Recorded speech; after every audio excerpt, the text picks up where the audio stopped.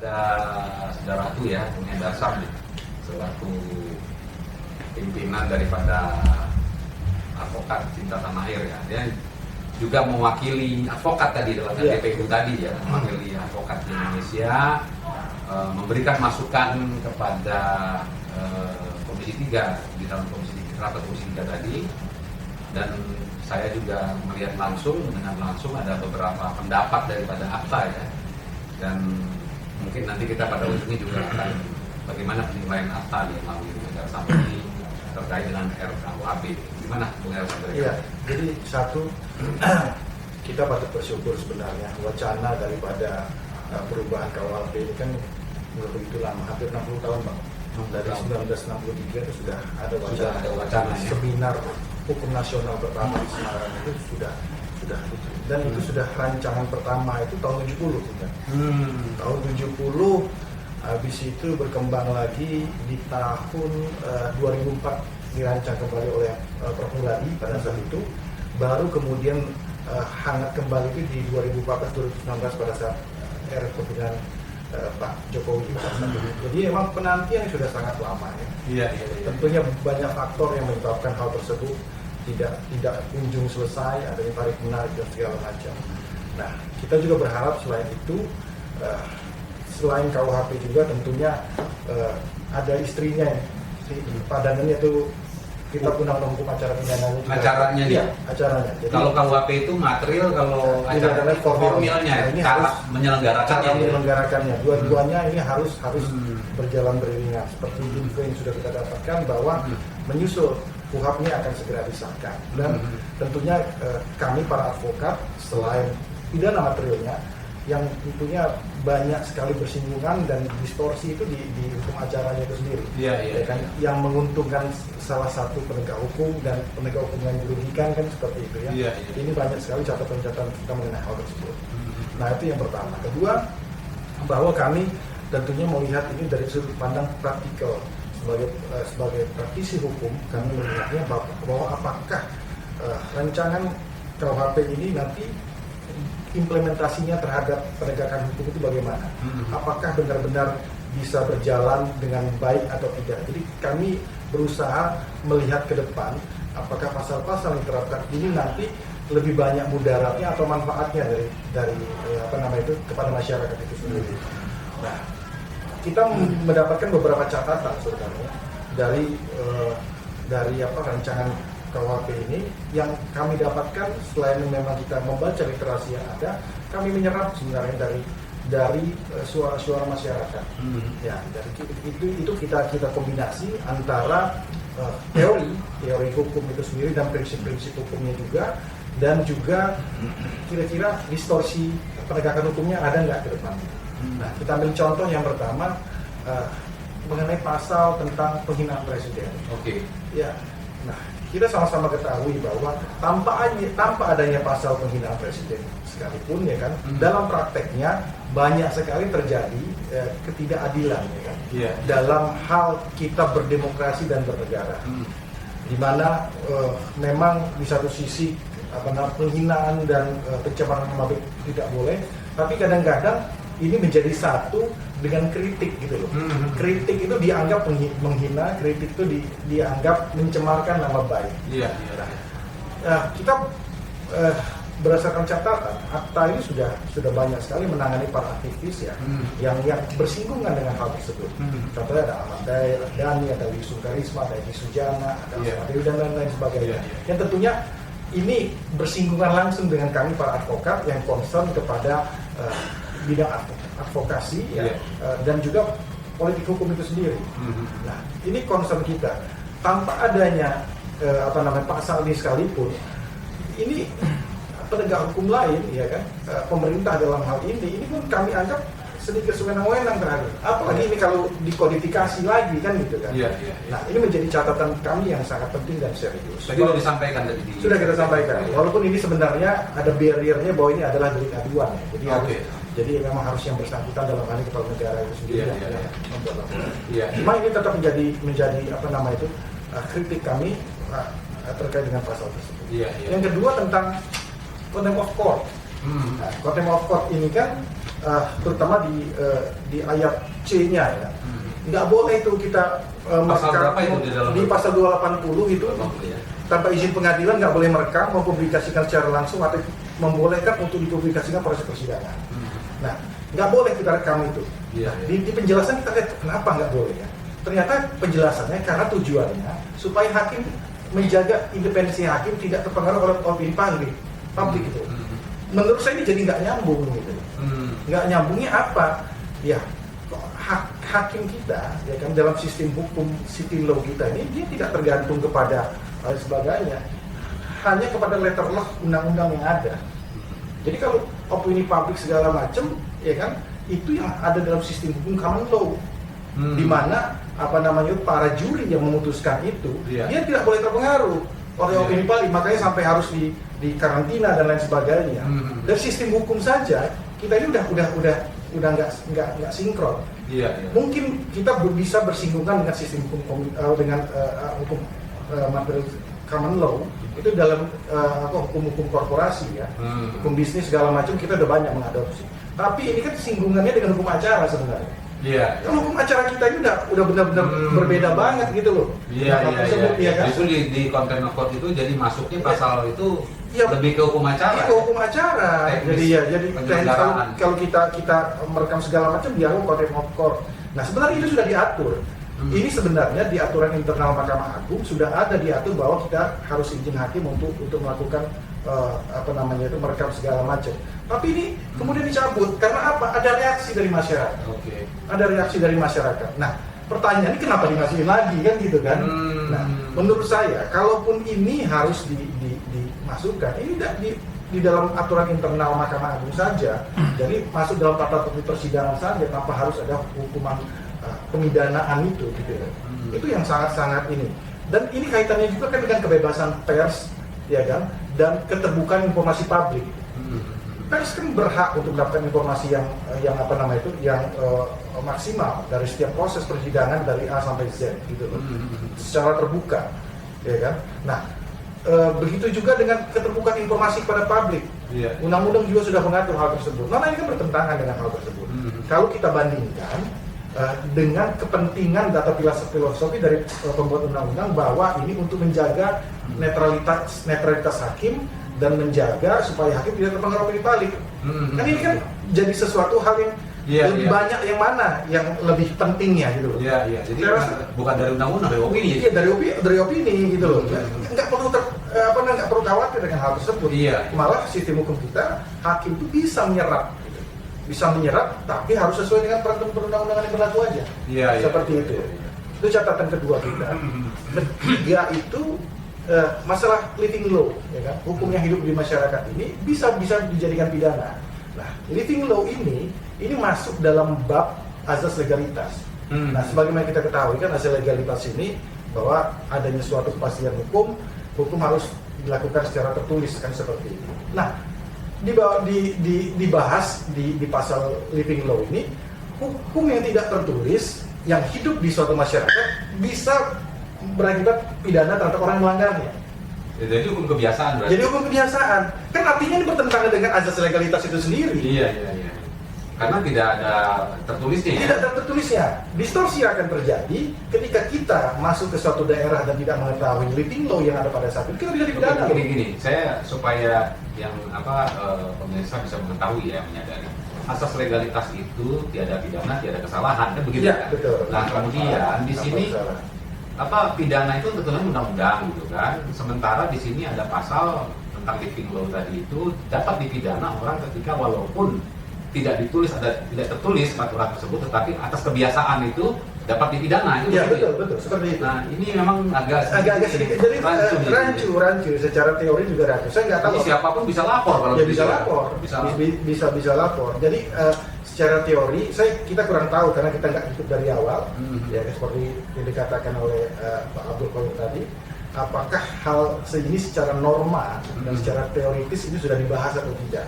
Kita tidak tahu persis. Itu catatan kita yang ketiga. Yang keempat masalah perzinahan dan kohabitasi.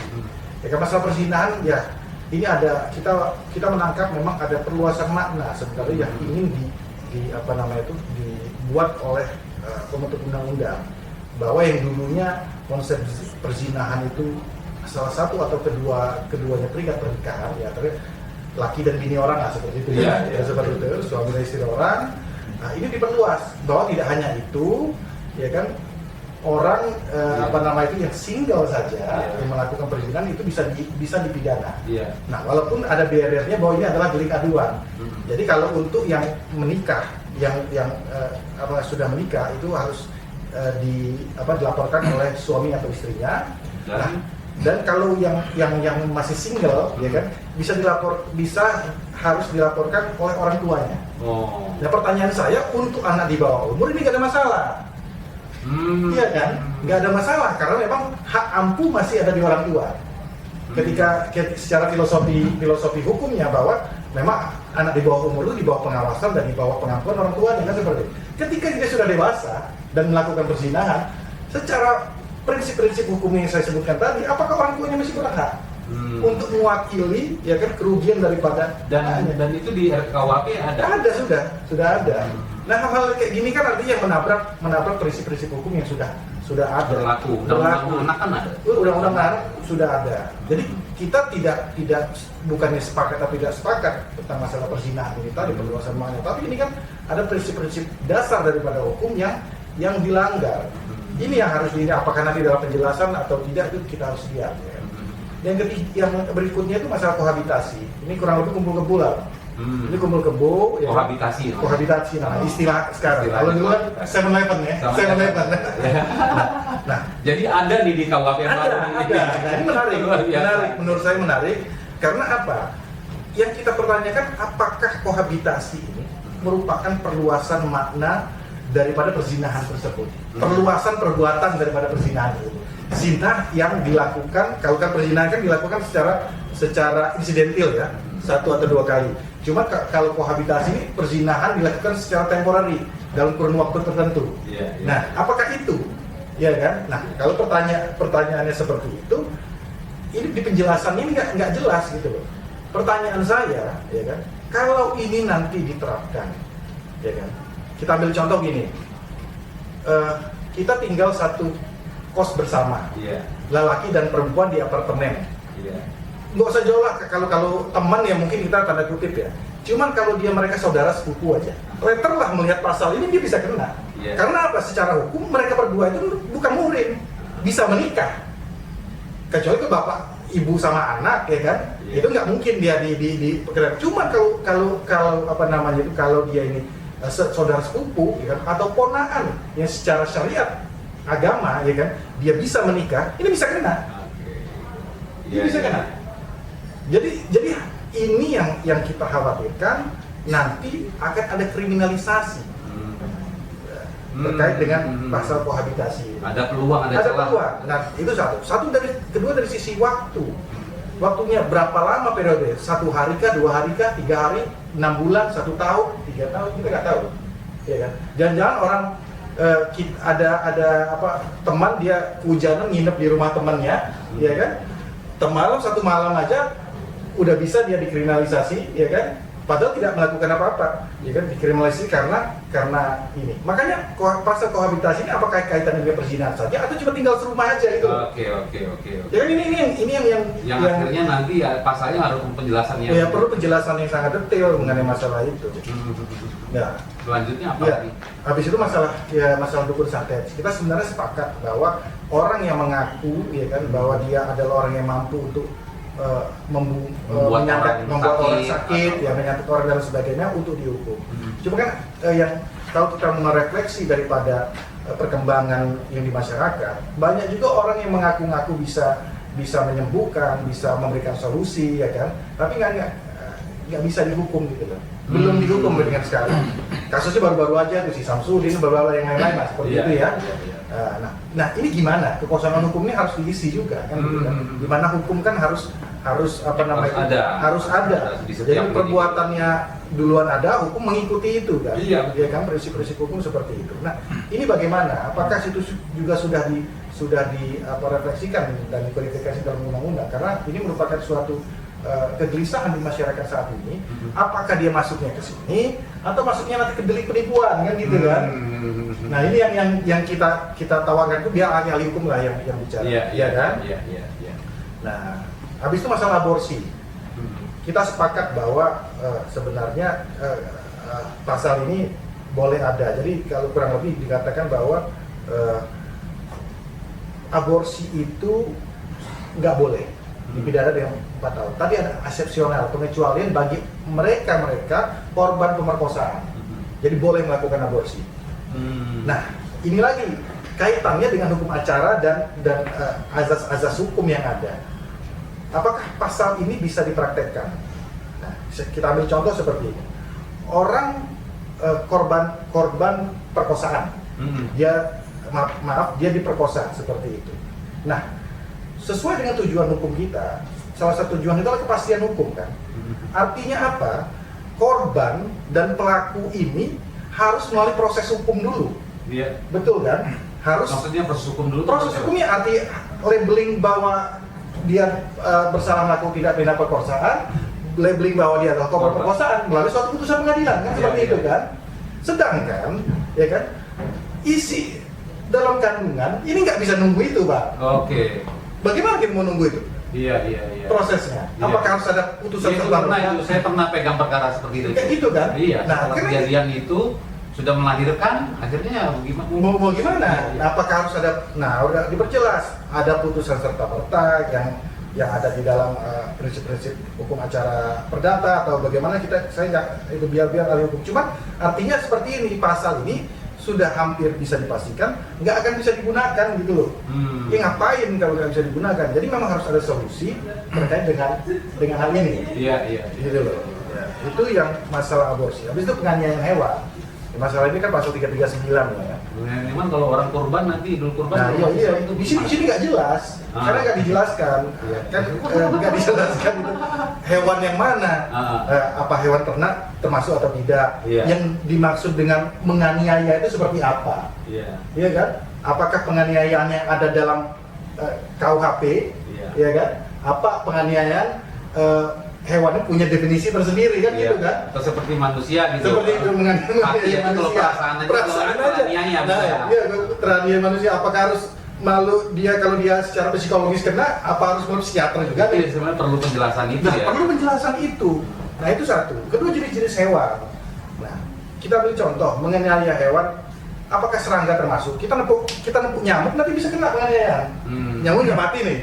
Itu kita bisa kena. Karena ini bukan merupakan sesuatu hal yang baru, bahwa untuk membuat daftar atau tabel hal-hal apa saja. Kita ambil contoh di obat-obatan terlarang narkotika kan dibuatkan yang golongan 1 masuknya jenis-jenisnya ini, golongan 2 jenis-jenisnya ini, dan berikutnya seperti itu. Ini juga harus dibuat hewan-hewan apa saja yang bisa dilindungi atau tidak. Karena kan ada hewan-hewan tertentu ya. Kita ya ambil contoh ketika kita masih hama, mau gimana? Atau kita salah kasih makan hewan piaraan kita mengobatin ternyata dia malah itu tersiksa sebaliknya. Kan ini kan menarik sebenarnya. Dan bisa terjadi. Mungkin di 1-2 tahun ini tidak akan ada masalah. Cuma kita nggak tahu nanti di kemudian hari ini akan menjadi suatu distorsi penegakan hukum kita. Kalau saya lihat gini, ambil contoh kenapa refleksinya apa? Contoh Undang-Undang 1 tahun 1946. Ini kurang lebih hampir undang-undang pertama yang dibuat oleh pemerintah. Nggak pernah dipakai sebelumnya. Didiemin aja nih di dalam dasar paling bawah, nggak pernah dipergunakan. Tapi undang-undang ini kan eksis dan berlaku. Dipergunakan di 2019 ini. Nah artinya apa? Undang-undang ini mungkin diundangkan sekarang, mungkin nggak sekarang disalahgunakan gitu. Tapi di 10 tahun, 15 tahun, 20 tahun kemudian ini kemungkinan besar akan digunakan. Bisa menjadi alat kriminalisasi. Nah, ya kurang lebih kita ada catatan, kita ada 7. Menurut saya ini hal-hal yang sangat menarik dan relevan dengan kehidupan masyarakat yang ada selama. Kurang lebih gitu ya. Terima kasih Bu Dasar.